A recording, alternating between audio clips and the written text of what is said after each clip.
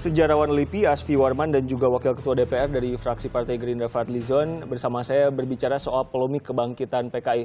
Pak Fadly, jadi sebaiknya negara diam saja atau gimana? Karena ada fakta yang menyebut bahwa jadi ada gini ya, orang-orang yang meninggal waktu itu.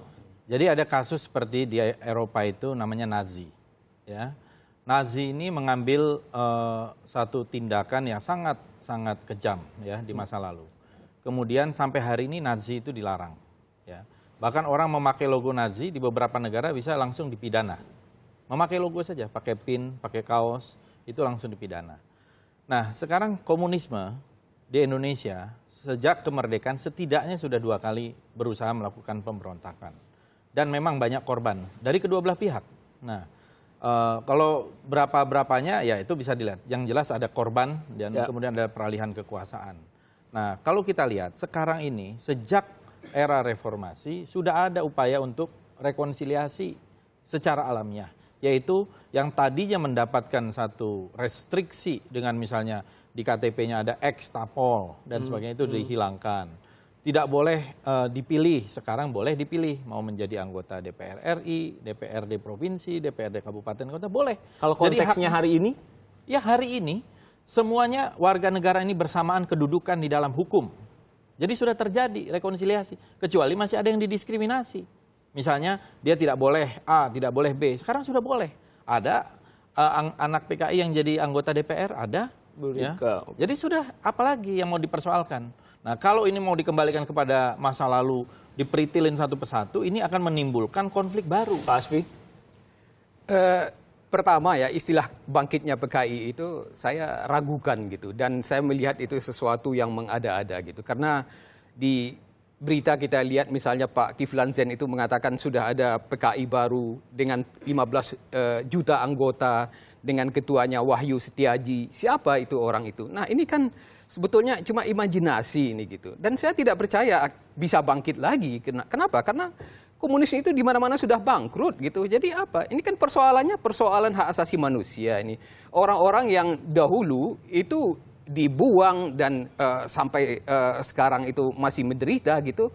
Mereka cuma ingin supaya kebenaran itu diungkapkan. Itu yang penting bagi mereka gitu. Dan misalnya orang-orang yang ribuan orang yang kewarganegaraannya dicabut gitu. Mereka juga sudah ditawarkan menjadi warga negara Indonesia. Jadi minta maafnya bukan ke PKI tapi ke korban, ke orang-orang itu yang saya kira tidak orang-orang saya tidak perlu minta maaf karena itu akan memicu satu polemik baru. Ketika orang minta maaf berarti ada yang salah, ada yang benar, gitu ya. Ketika berbicara salah dan benar dalam konteks hari ini pasti akan berbeda dengan konteks masa itu. Itu akan berbeda.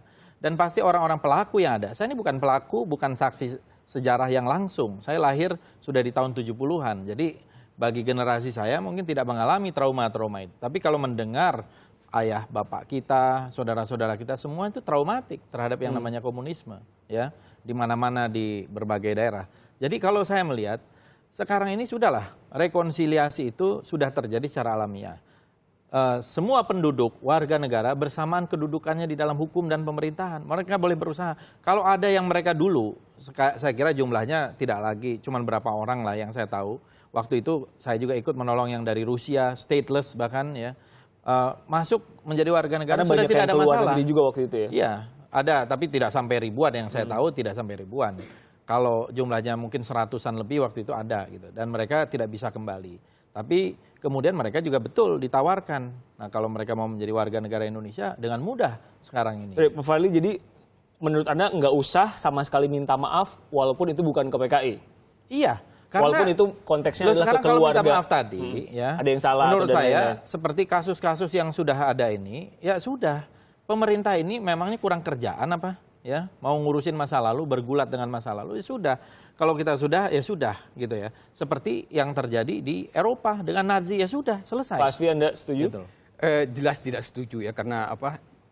Program pemerintahan Jokowi ini salah satunya itu Nawacita, itu program Jokowi dan sudah dijabarkan juga di dalam rancangan pembangunan jangka menengah gitu bahwa pemerintahan itu ingin menyelesaikan masa lalu gitu. Nah penyelesaian itu bagaimana supaya penyelesaian yang sebaik-baiknya itu yang diharapkan oleh Presiden Jokowi. Nah ketika ini para korban, yang saya katakan korban itu adalah korban yang sejak 1 Oktober tahun 65 itu menderita gitu, itu yang ingin nama mereka kembali direhabilitasi, bahwa mereka dibuang ke Pulau Buru misalnya lebih dari 10.000 orang tanpa proses pengadilan dan di sana bekerja paksa, dan mereka mengharapkan itu diakui sebagai satu kesalahan. Jadi begini ya, gitu. kalau kita bicara sekali lagi tentang masa lalu, sebelum itu pun sudah lagi juga banyak korban. Ayahnya Pak Sri Edi Swassono itu dibantai bahkan oleh PKI 48. Terus apakah kemudian ini harus diangkat lagi? Kepada siapa? Negara juga tidak melindungi ketika Saya kira itu. perlu komite kepresidenan untuk pengungkapan kebenaran, dan silakan diselesaikan di situ. Gitu. Misalnya tokoh-tokoh kiai, kalau kita datang ke sejumlah pesantren yang ada yang tokoh-tokoh kiainya dibantai ketika itu, masih ada prasastinya mereka. Di Tremas, di Sabilil Mutakin, ya, di sejumlah pesantren di Jawa Timur. Itu tokoh-tokoh kiainya diculik dan sampai hari ini tidak jelas di mana mereka. Nah, kalau kita melihat itu, nah ini kita akan bergulat ke masa lalu, ke belakang, panjang. Nah, jadi ya sudah menurut saya, kalau ini sudah terjadi dan kita sudah merasa ini bahwa ini cukup, ya, ini menjadi pembelajaran bagi sejarah kita, tidak boleh terulang lagi. Ya sudah, kita melangkah ke depan. Tentu tidak semudah itu bagi orang dan keluarga yang saat itu merasakan. Ya sama yang kan. namanya Dimana-mana ada di batu sekarang nisan ya, dan lain-lain di kuburan PRRI massal. juga berapa banyak yang dibantai. Apakah kemudian harus menggugat juga? Ya, berapa banyak orang-orang di Sumatera Barat yang dibantai juga ketika itu. Saya kira masa lalu sudah menjadi sejarah.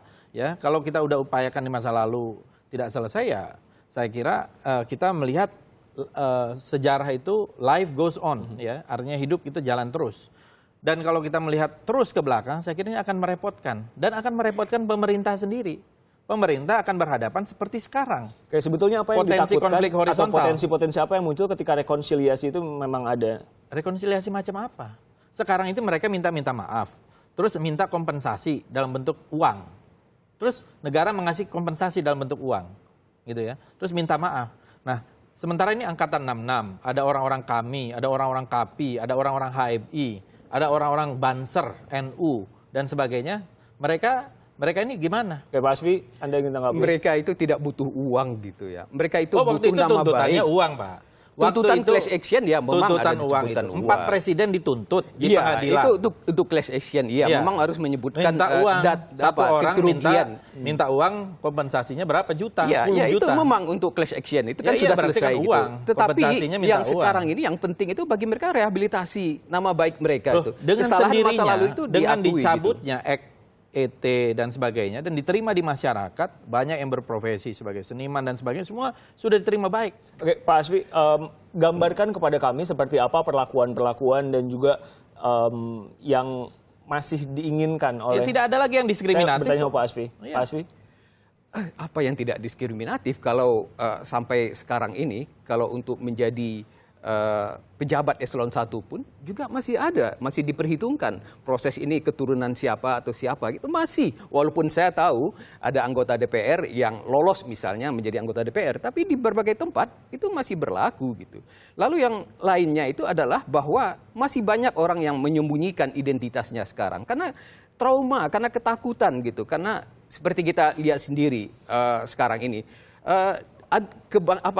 Palu Arit pun juga dicurigai. Tapi saya melihat bahwa ini kan semacam gerakan yang sistematis yang dilakukan untuk membangkitkan. Gerakan sistematis? Ya, gerakan sistematis yang dilakukan biasanya setiap menjelang tanggal 30 September untuk membangkitkan trauma atau membangkitkan ketakutan terhadap munculnya PKI itu, yang kenyataannya tidak Kalau ada. pertanyaannya rekonsiliasi macam apa? Karena menurut Pak Fadli semuanya sudah berjalan alamiah. Saya kira tidak ada Saya ya.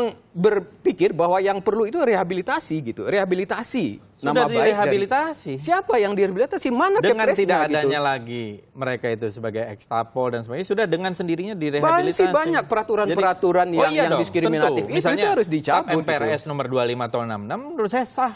Itu tetap melarang PKI untuk tidak boleh, ajaran-ajaran tidak boleh, itu jelas, undang-undang itu juga jelas. Sama halnya di Eropa saya juga tidak begitu. memperdebatkan soal ideologi Bukan itu PKI-nya, sekarang tapi- gitu. Tetapi korban itu yang menginginkan Korban tidak ada rehabilitasi. masalah. Saya Siapa kira yang tidak ada masalah? Pak Mereka Fadli, Pak menuntut. Asfi,